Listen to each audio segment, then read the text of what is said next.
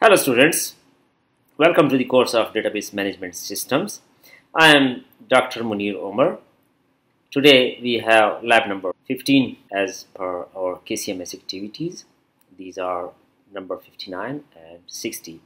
So far we have studied 14 labs, and according to our lab manual, the syllabus which has been approved, we have 14 labs. So we covered all the 14 labs. So today we will revise some selected topics from these 14 labs. So for labs, we have manual. I hope you will have this manual. So in this manual, we started with Microsoft Access, then gave some time to SQL Server. First, we started with its installation and configuration, then studied its interface and also created some objects in it, made some relationships among the tables. After that, we started our work with MySQL Workbench, the interface, table creation, data model, queries. We studied about these things. Then we practiced the queries, the SQL queries in MySQL Workbench.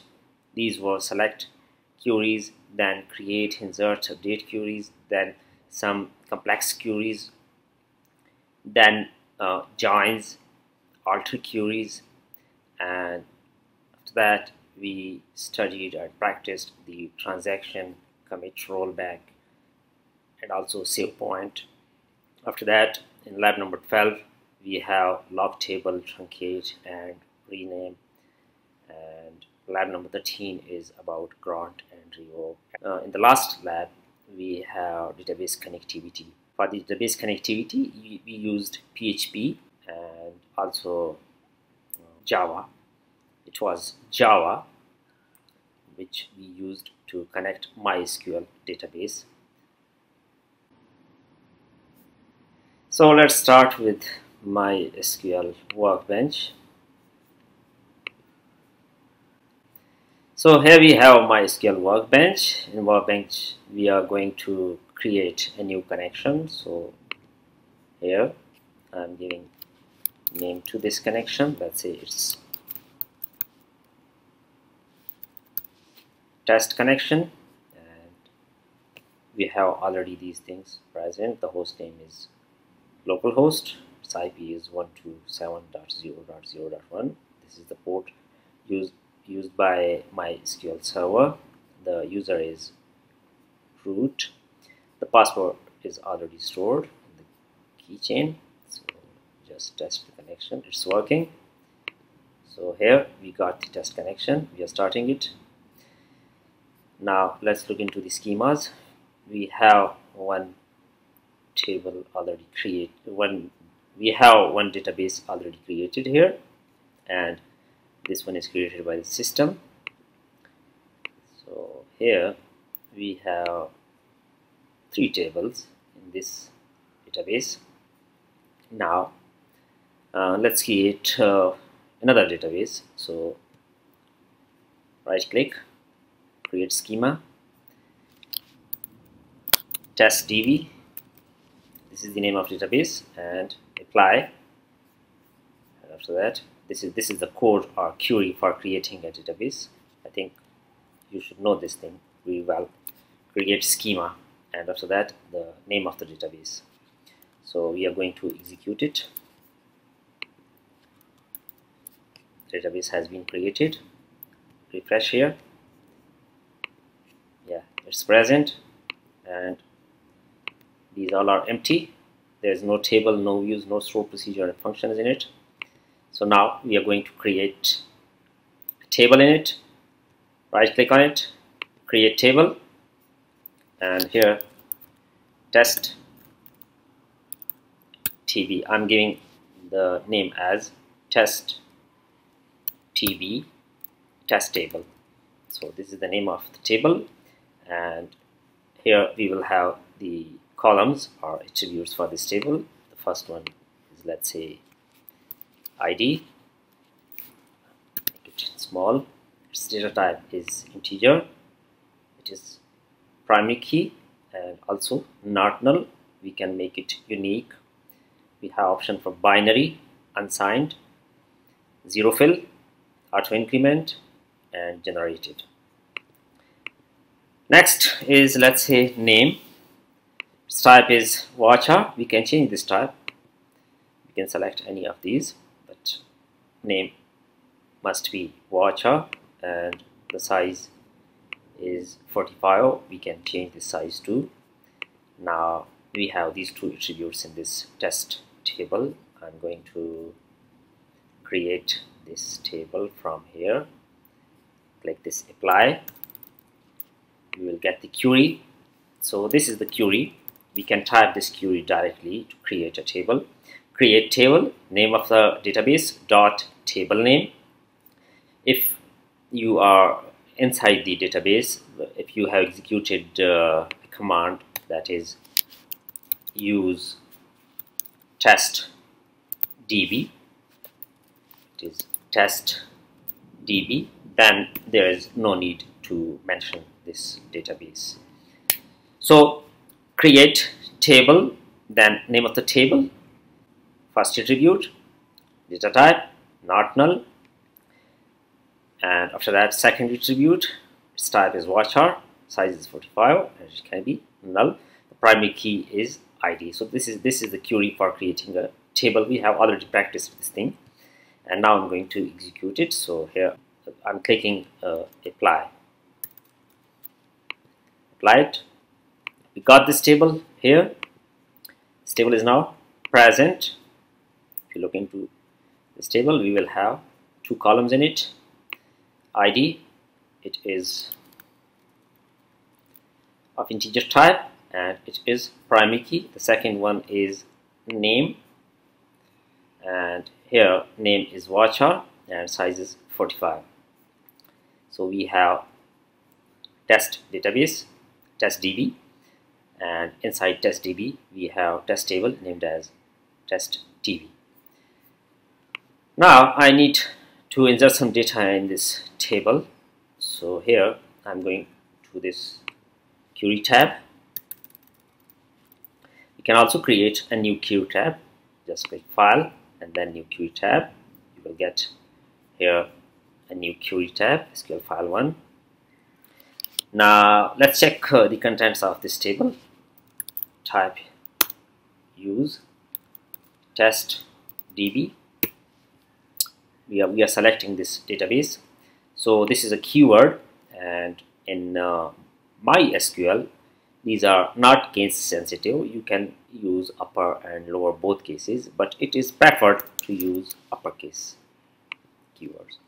So here we are using this use test db. So this will be selected. Control enter. This one got executed. If you look into this action output, you will have message use db, and this is successful. Now this one is now bold, so this one has been selected. Now let's check the contents. Here let's say we want to have a list of the tables, so I'm typing here show tables and control enter. We will have the list of tables here. We have a single table in this database. Now let's check the contents inside this table. So here I'm typing select static from, its name is test db, control enter. So this is the result, id, name, and no values in it. Now I'm going to insert some data in this table. So insert into, name of the table is test db, and then the attributes in which I want to insert data, id, comma, name, and after that values. And for values we have integer type here, id is of integer type and name is of varchar, so XYZ in simple quotes. Now execute it, control enter. I can also execute it from here and also from the menu here. So control enter, this one got executed and the value has been inserted into the table. You can look into this output. This is successful. Now let's check the contents of this table again. So executing select direct from test TV, control enter.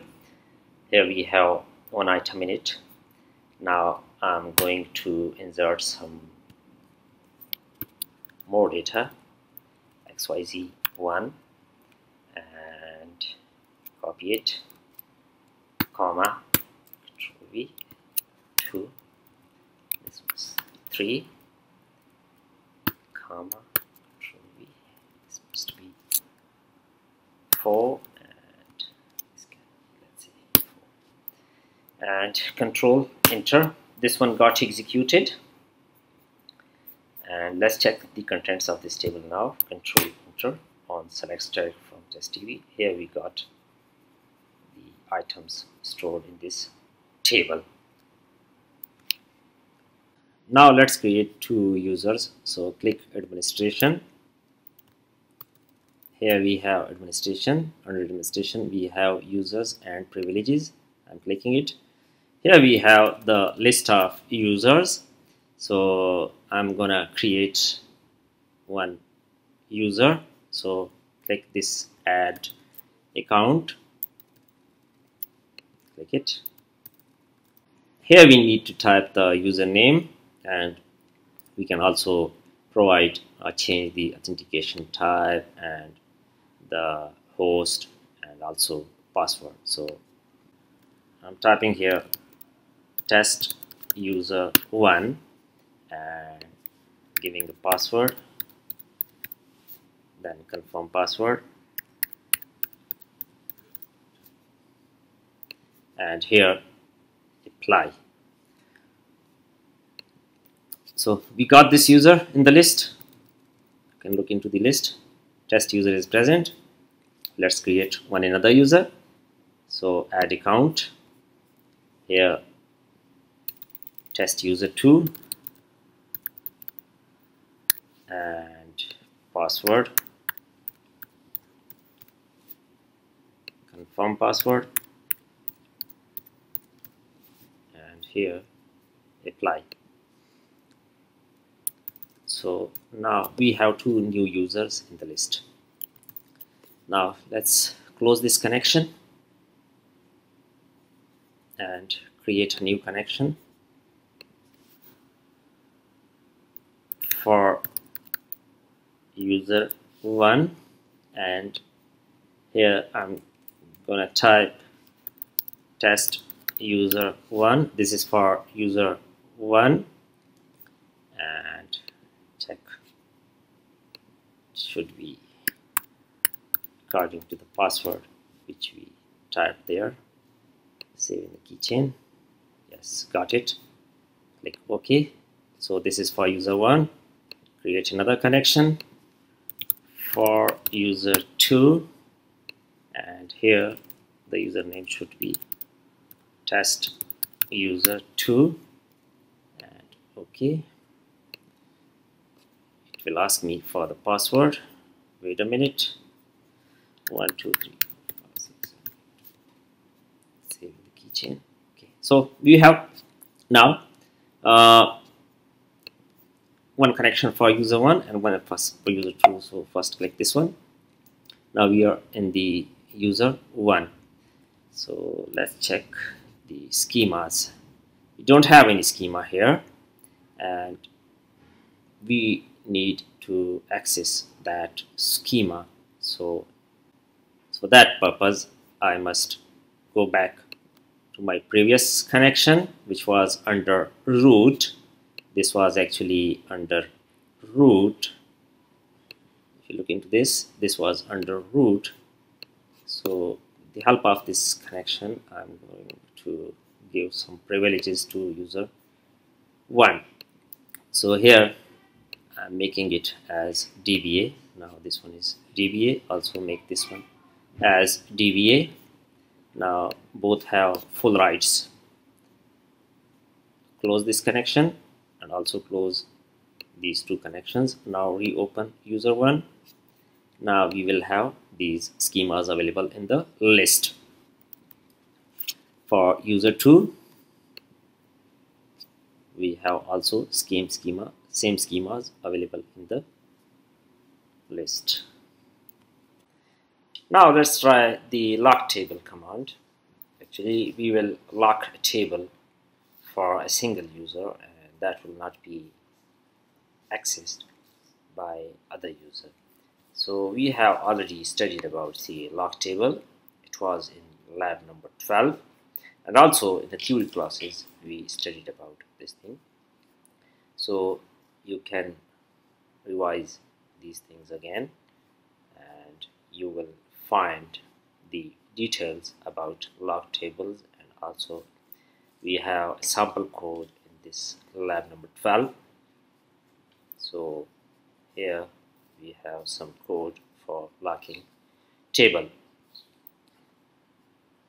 Okay, now we are here with user 2. Actually, the connection is used by user 2.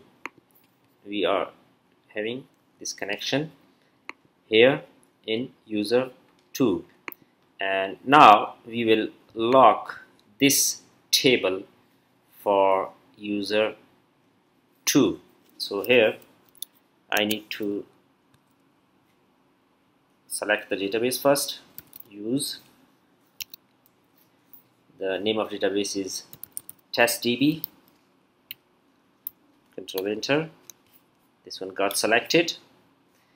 After that, lock table, and name of the table, it is testdb, and then we have option for read and write. So I'm typing here read. Now execute it. This one got executed. Let's check. Select static from testdb. It is giving us result. We are having the contents of this table here for this query. Now execute the same here with user 1. Use testdb. Database has been selected. Now here select static from the test table testdb and execute it. It's working. We got content for user 2 also. It was locked by user, sorry, it is available for user 1 also, and here it was locked by user 2 for read. And now let's insert some data through user 1 into this table. So here I'm typing insert into the name of the table is testdb, and then values. We have ID, let's say 7, and name varchar. Now execute it.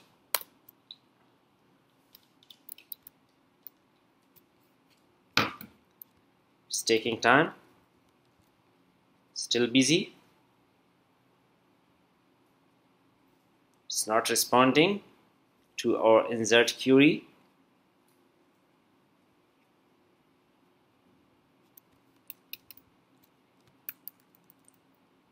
And we are not getting the result. It's still running, and actually it is in waiting state.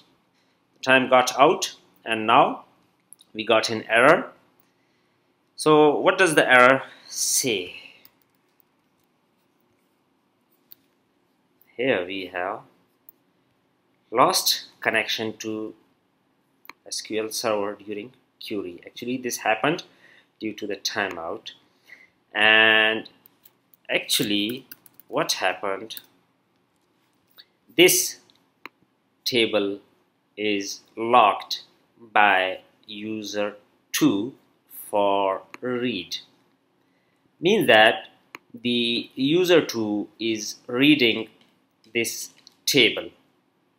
User 2 is reading this table. So if a user is reading data from a table, that time another user should not change the contents of that table. The change could be an update query or it could be an insert query. So in both cases the contents would be changed. So once the table is locked for read, any other user cannot write into that table, cannot insert any new row into that table, also cannot update any value in that table. Now I'm going to unlock it. Unlock tables. Now this will unlock all the tables, and let's try this insert query again for user 1. Actually 7 is already present, so I'm typing in 9. It worked. Means this time the table is not locked. Now we are locking it again with write, and here control enter. Now it is in write mode. So what will happen this time? It means that this table is accessed by user 2, and user 2 is now writing something into this table. So the user 1 would not be able to access, it can access this table, but it would not be able to select data from this table, because that data might be different, that data might be changed by this user 2. Now let's try this select query. Last time it was working for read, and this time it will not work. Control enter. Wait a minute. Yeah, it's still processing, and it will give us an error at the end. Same error, lost connection to MySQL server. So this was about lock table. Now let's try grant and revoke. So I'm using the connection with root. Here we have the user root, and click administration, and here user and privileges, test user, and remove all the privileges from this test user 1 and also this test user 2. So these two users cannot access anything now because they don't have any sort of privilege. Now we are granting select privilege to user 1. So here I must type under root, this instance is used by root, or this connection is used by root. So grant select on, name of the database is testdb, and the table inside this database is testtb. After that, 2, the name of user is test user 1. Control enter. This one got executed. Now we start this user 1, and here we got this database with this table. Now I'm going to insert something into this table. The select will work. First select the table, select the database by using this use test db. So that execute select statement, it's working. Now insert something into this database. It will not work. Insert command denied. So it means that the root granted the privilege of select to user 1 with this statement. Now let's grant insert on the same database and table to another user, test user 2. Execute it. This one got executed. Now here restart the connection for user 2 and see we got the database here. First select the database, it got selected. Now execute select statement. It's not working. Select statement is not working. And let's check the insert statement, the same statement. So here let's check this one. It's working. The value is inserted into table, but this select statement is not granted, so it's not working with user 2. Now I can revoke this insert. Revoke insert on test db, the database, and test db, the table, from test user 2 and control enter. So this one is now revoked, so the user 2 will not be able to insert into the database. So restart the connection and see what happens. Now database disappeared because user 2 is not granted any privilege to access or to write data into the database. Now here the user 2 can access both the columns of test.db. Now we want that user 1 should access only ID, not the name. So first we must revoke the given select privilege to user 1. Revoke select on database dot table from user 1 and execute this statement. It got executed, and here user 1 will not have any access to this database and also the column inside the database. Now we are going to grant select privilege to user 1, but the select would be for ID only. Now here I mentioned the column and execute it.